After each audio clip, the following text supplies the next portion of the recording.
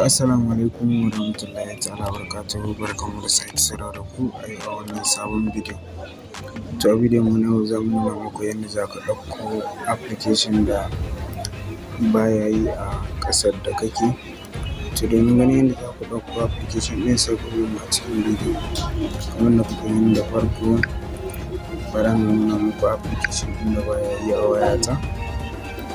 Kamar da kuke gani wannan application da kuke gani a nan an nuna min cewa ba zai yiwu ba a wayata kamar da kuke gani. Na san mutane da yawa sun yi bidiyo ta yadda za ka yi hacking, za ka jawo wani application ka yi connecting da shi. To lallai wannan ba hanyar ba ce. Wannan hanyar kawai za ka kwafi link ɗin ne, bayan ka kwafi link ɗin sai ka je a wannan website sai ka yi pasting nashi.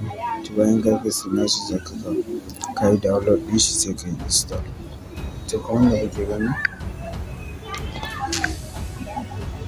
kuke gani bara na kwafi link. Bayan ka zo ka kwafi link ɗin, idan ka dawo kamar da kuke gani website ɗin shine kamar haka. Da zaran ka taɓa kansa zai buɗo maka da wannan fuskar. To bayan ya buɗo maka da wannan fuskar, link ɗin application da ka kwafo sai ka zo ka yi pasting ɗin shi a nan kamar da kuke gani. Bayan ka zo ka taɓa kai sai ka yi pasting nashi sai ka zo a nan.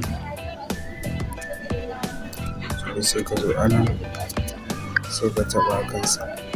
To bayan ka taɓa zai yi loading kamar da kuke gani. Bayan ya yi loading sai ka zo a nan ƙasa inda wannan rubutu mai na biyu ɗin ba wannan ba, wannan da kuke gani a nan a wannan gurin shi za ka zo ka taɓa a kansa.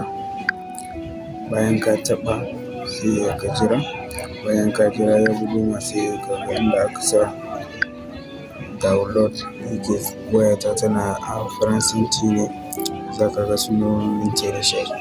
To da zaran ka taɓa a kansa zai fara yin download. Bara ya gama.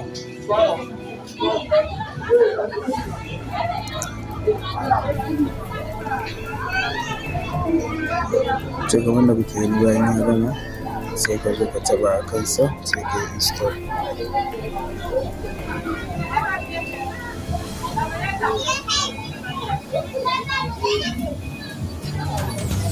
Sai ka jira ya gama install.